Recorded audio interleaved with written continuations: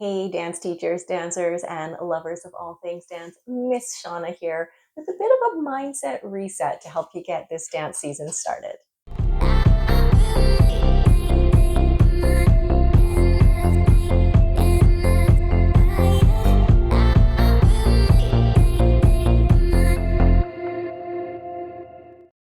Okay, welcome back. So, last time I was on here, we were talking about getting prepared for the dance season. Do we have everything that we need to make this year amazing? We had our little checklist for dancers and for teachers and for parents. And today we're going to continue to build on that a little bit more. But this is instead of what are we putting into our bag, it is what are we bringing with us? What are we bringing with ourselves to dance class to make this year amazing?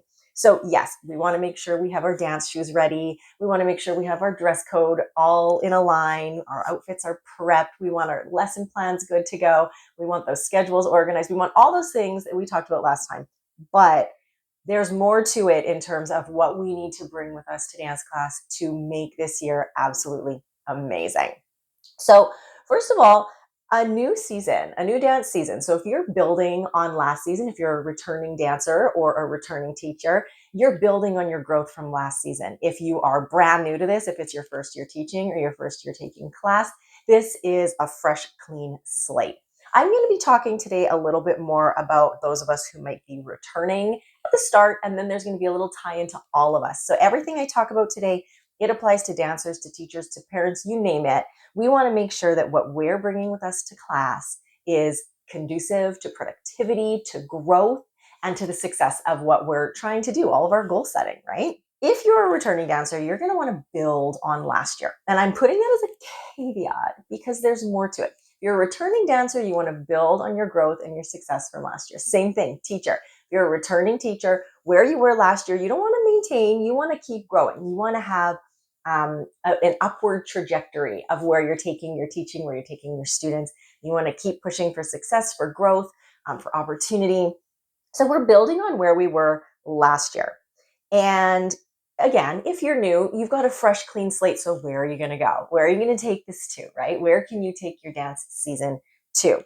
So, like I said, yes, you want to be physically prepared. You want all of those things on the checklist that we talked about last time, but we also want to be emotionally ready. And that's what we're talking about today when I say, what are you bringing with you to class?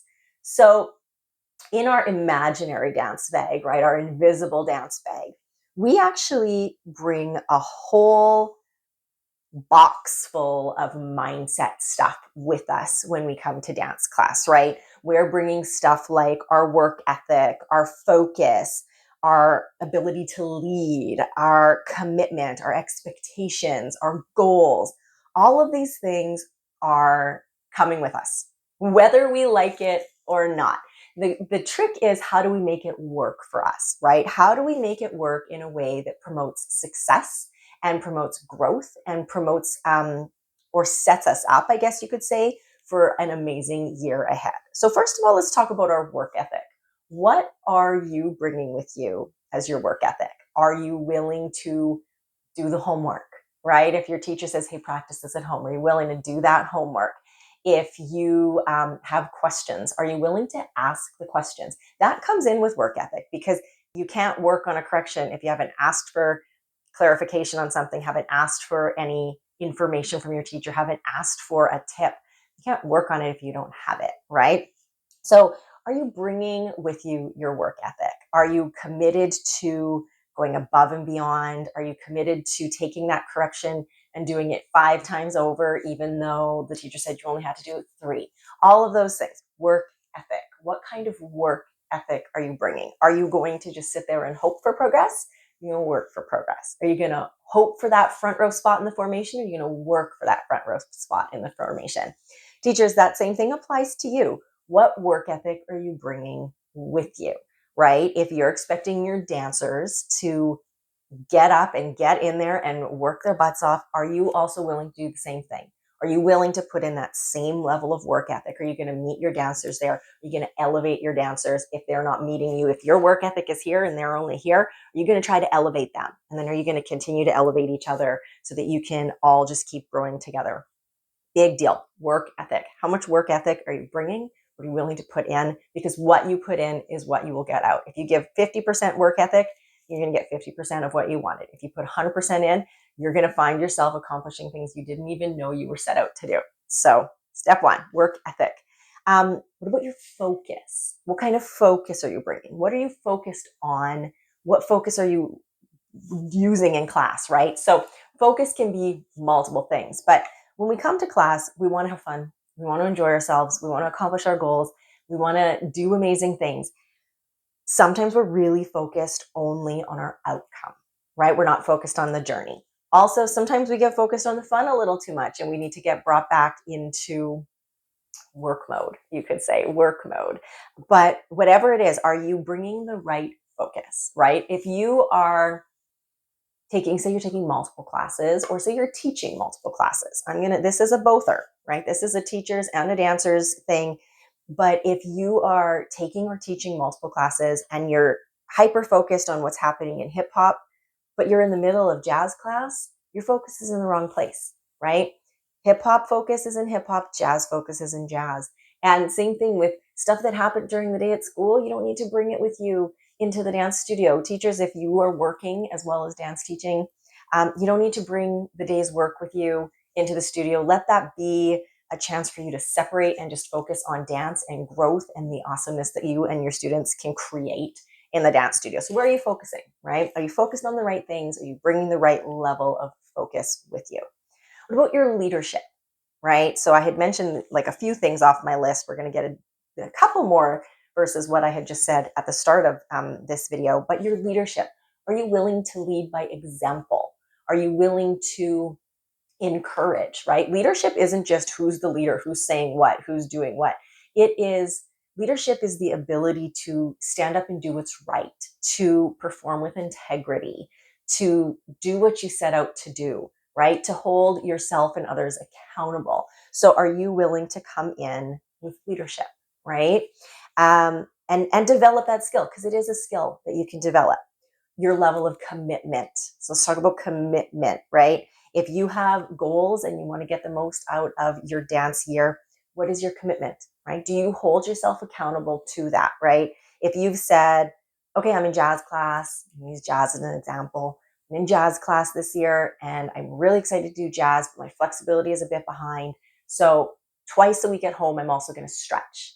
I'm going to make sure I stretch so that when I'm in class, my flexibility is improving, getting nice leaps, nice jumps, nice kicks, nice extensions. Everything's looking perfect. So I'm going to make sure that I am doing that extra little flexibility at home. Are you actually committed to doing that? Or are you just saying that's a good idea? Showing up, pulling in, driving on in, parking that car in commitment. That's what we want to make sure that we're doing. So what is your level of commitment? Also, the accountability that you have in general for attendance, for planning, for keeping yourself organized, for upholding rules and etiquette in your class. Teachers, that commitment you had to like that start of the year, you got your start of year notebook. You're like, yes, I am ready. I've got my first lesson plan. I am all set. Are you committed to staying on that trajectory the whole season, right? You committed to your goals, all of those things. What is your level of commitment? If you let your commitment falter, so will the outcomes that you were hoping for. So whatever you set out as a goal, if you don't stay committed, they're probably going to like jostle a little bit. You're not quite going to be where you want to be. What about your expectations? I'm like flying through these today. So we said work ethic, focus, leadership, commitment, now expectations. Okay, let's slow down a little bit on expectations, right? What are you expecting from class? What are you expecting from yourself? And what are you expecting 10 months from now from all of it, right? So when we come in to dance class at the start of the year, there is a lot of expectation. Who's in my class? What are we going to be doing? What can we progress to? What more can we do? What's our song going to be? What is our costume going to look like? There's all these expectations of just the outside. What about the expectations for yourself, though? What can I bring to class? What am I going to accomplish? What can I already do? What do I hope I'm going to do? What do I hope I'm going to learn? All of those expectations live in our brains And we want clarity on those expectations, right? So if we're expecting to have like whatever the coolest new hip hop song is to dance to, but we signed up for ballet, our expectation is not clear, right? And if we're teaching ballet and all our choreo is leading towards hip hop, maybe we need to talk to our studio owner and say, hey, listen, I think I'm teaching like the wrong stuff here. And you want to make sure that your expectations are clear. That was probably a poor example, but you get what I mean, teachers, right? If we're not leading to where we were expecting to, we need to sit down and like refocus in that. And teachers, I'm going to throw this out to you, teachers. Your expectation of your students need to be clear in terms of how you manage your class, right? So right away, being clear with your expectations of how you run your class, how you expect things to progress, how you manage things like accountability, how you want them to handle themselves if they're going to be absent or late or anything like that. When are water breaks? All of those expectations tie into your teaching, right? Along with the things of like, I expect myself to have nice, clean, ready to perform dances come recital. I want my dancers to have X, Y, and Z skills, and all of those expectations you set up for yourself in that regard, but also just meeting realistic expectations. Now, dance parents, if you have certain expectations for your dancer, for your dance teacher that your dancer is dancing with, those need to be clear and we need to make sure they make sense. For example, if you've signed up your 7-year-old for ballet class with the expectation that when they turn 8, they're going to have a pair of pointe shoes on and they're going to be doing a pointe solo, that expectation is not safe and it's not quite realistic for a variety of reasons, because pointe is very difficult. Pointe also requires a certain amount of growth and development in the human body to do it safely, right? We don't want to damage any growth plates in our littles, right? So if as a parent, you're signing your dancer up for ballet at age 7 with the expectation that by the age of 8, they're going to be dancing on pointe and they're going to be a prima ballerina, those expectations need to be clarified. Is that saying your dancer won't ever become a prima ballerina? Absolutely not. It's just saying the timeline of that expectation is a little off. And the same thing in that example would go for a dancer or a teacher, right? Any of those expectations we're setting out with us, right? What about your goals? Are your goals clear? Now, we're going to talk more about this in my next video. So if goal setting is like a big deal for you, if you're like, wow, I need to set some really good goals, tune in next time because that is going to be the focus of the next video. But are your goals clear? Are you coming into this dance season with SMART goals, right? We're going to break that down next time. So, but are your goals SMART? Are you ready to go? Are you understanding them? Do you get your purpose? Do you know where these goals are coming from? And are they clear for you, right? Do you understand your goal? Because if you have a good goal, if you have a good goal in mind and it's really in your brain, you understand why you're doing it, then the work ethic, the focus, the commitment, the expectations, they all become really clear and really cohesive, right? So if your goal is well laid out, well outlined, and you really connect to it, it won't be hard to have work ethic and it won't be hard to show up with commitment. And it'll be so easy to live up to the expectations of yourself and those around you. Leadership will start to happen because you're going to start to lead by example. Your focus will not waver. And if you do start to waver a little bit, if you've clearly communicated your goals, you're going to have people who keep you on track, right? So those goals are a really important thing to bring with you. Also, an open mind. So my list here of mindset things that we can bring to dance. 1, 2, 3, 4, 5, 6, 7, 8 things. I love that. That's a good number. Everything's in a count of 8 in dance, isn't it? So our work ethic, our focus, leadership, commitment, expectations, goals, open mind. So that's number 7 is open mind. If we come in with an open mind, ready to grow. So I use this example a lot with my dancers on my elite team. We will grow where we are planted. So of course, I don't have anything super tiny with me. Maybe I do. So if I were to plant, this is obviously a candle, but if I were to plant a little flower or plant, a desktop plant in here, it's only going to grow within the confines of its little jar, right? It'll just stop growing or it'll die because it will have no room to grow, right?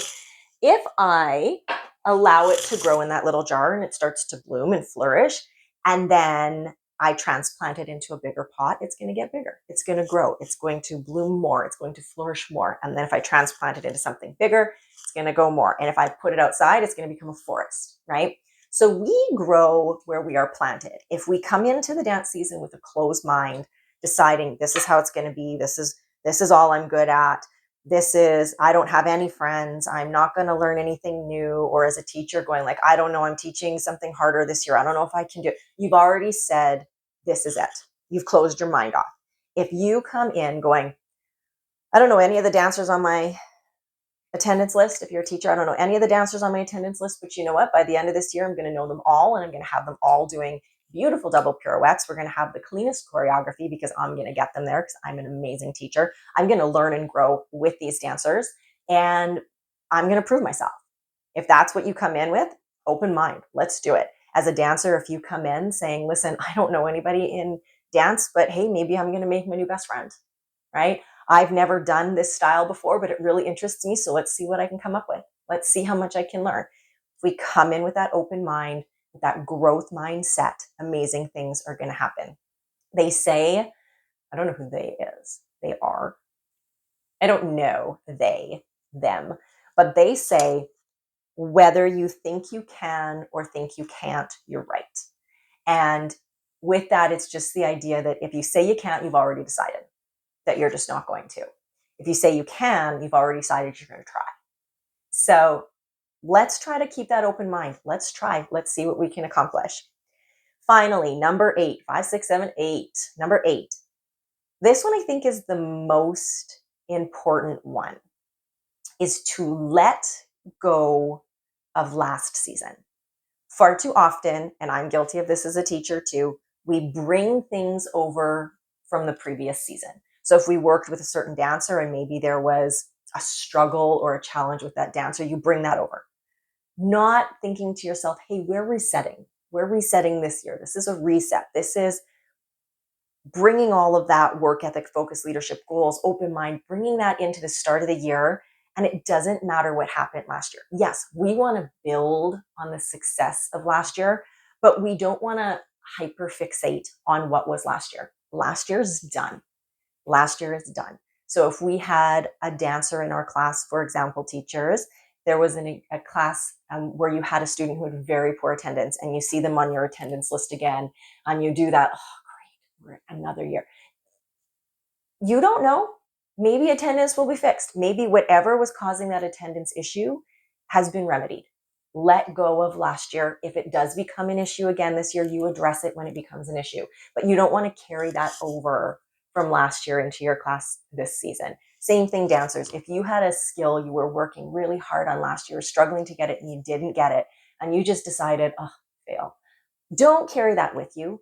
Don't carry that with you. Last year is done. Let's see where we can build this year. So we want to let go of last year's things that maybe cause us to have limiting beliefs or cause us to hold ourselves back or doubt ourselves. Let that go. Clean slate.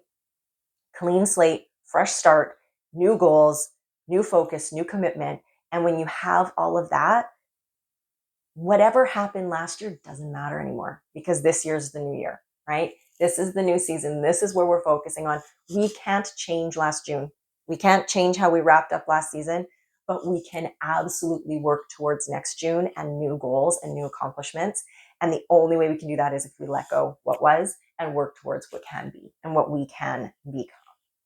So when we talk about preparing for dance class at the start of the year, yes, absolutely. You want those things that are in your dance bag. You want to know the calendar. You want all of those things that we talked about last week. But we're also bringing this whole mindset shift with us to class. We're bringing a whole level of what could be either opportunity or challenge, right? So if we're not willing to bring work ethic or focus or commitment, if we have poor expectations in place, if we have a closed mind, that is going to cause us challenges. That's going to become an issue for us. But if we commit to being our best, bringing our best to every single class, and if we commit to really working hard, really living up to the expectations we set for ourselves, living in that growth mindset phase. I know that's kind of like a buzzword, growth mindset. What does that mean? And really, all it means is that you are not limiting yourself. You are looking at your goals and you're staying optimistic. You're willing to put in the work. You're willing to overcome the challenges that you may face. You're going to shift the self talk where it's the, oh, I can't, I suck. You're going to shift all of that into something that allows you to bloom, right? Just like that plant from the little container into the forest, right? So this applies to teachers, it applies to students, and it doesn't matter, right? Like I've given some examples for students, some examples for teachers, even some examples for parents. And I think if you're in any of those roles, you can see the crossover, right? What you bring mentally, emotionally to the start of the year is really going to carry you through to June, through to the end of the season, through to your recital performance. And what you decide on day one that you're going to bring with you is going to determine the trajectory that you go through the rest of the year. Now, with that said, if you feel like you get off on the wrong foot, that doesn't mean you can't reset in November, right? It doesn't mean that if you sit back in November and go, you know what, I started off on the wrong foot, I need to do a mindset reset today. Do it. Do it. If you're a student, talk to your teacher. If you're a teacher and you feel like you've dropped the ball, be open with your students. Hey, you know what? I have lost focus. We're going to start to refocus and we're going to get ourselves back on track. So always remember, yes, I'm talking about this for the start of the year, but you can do a mindset reset anytime, right? So you don't need to be, this is just some like parting thoughts. You do not need to be the best in class. I don't know a single teacher who walks into class with the expectation that like, if their dancers are not the best, they suck. And if this may sound harsh, teachers, but if you're walking into class and you're going, I don't have the best dancers in my class, if that is your approach, you need to reevaluate your teaching, because no dancer was ever born the best. They worked for it. They had teachers to guide them, right? Everybody started somewhere and grew to be exceptional out of all of these things: their work ethic, their focus, their leadership, their commitment, the expectations, their goals. So you do not need to show up on day one as the best. But what you do need to show up as is your best. You need to come with your best mindset, your best effort, your best willingness to try, right? Your best belief in yourself. And then the rest will organically come together from there, right? No one is born doing a pirouette. That takes time and practice and encouragement. And that is what all of this is about. So as you're heading in to the start of the dance year, yes, with all of your pre-dance checklists, also do a little mental check-in and see what you are willing to bring with you this coming dance season, because this is your chance to really jumpstart yourself, and it really all starts with what's happening up in here. So, like I said, you don't need to be the best. You just need to show up as your best and with your best, and the rest will grow from there. So, thank you so much for tuning in today. I hope your mindset is working on a little reset. Do something, sit outside for 5 minutes, maybe start a notebook, write some goals down, whatever it is that helps you kind of just shake your head a little bit, shake the sillies out, shake last year's sillies out, get all of those things out of your brain that might be holding you back, and set yourself up on a really nice, fresh start for the coming dance season. That's all I've got for you today. So keep on dancing, keep on shining, and I will see you next time.